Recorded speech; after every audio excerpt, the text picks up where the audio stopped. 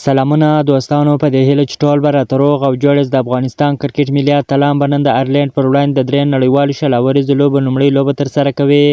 دغه لوبې د افغانستان په کوربهتوب په متحده عربي اماراتو په شارجه لوبغالي کې ترسره کېږي، چې لومړۍ شل اوریزه لوبه د افغانستان پر وخت پر 8:30 بجې پیلېږي او د پاکستان پر وخت پر 9 بجې پیلېږي. دغه لوبې په افغانستان کې پر RTA سپورټ پر تلویزیون باندې په ژوندۍ بڼه باندې خپرېږي او د افغانستان کرکټ بورډ پر یوټیوب چینل باندې هم په ژوندۍ بڼه باندې خپرېږي. د افغانستان او آیرلینډ ترمنځ یوه ټېسټ 3 ورځنۍ 3 شل اوریزې لوبلړۍ ترسره کېږي، چې په یوازینۍ ټېسټ لوبه کې آیرلینډ لوبډلې افغانستان ته په 6 وکټو ماته ورکړله، خو په 3 نړیوالې ورځنۍ سیالۍ کې بیا د افغانستان کرکټ ملي لوبډلې آیرلینډ لوبډلې ته 2-0 سره ماته ورکړله او د یو ورځنیو لوبلړۍ افغانستان لوبډلې وګټل.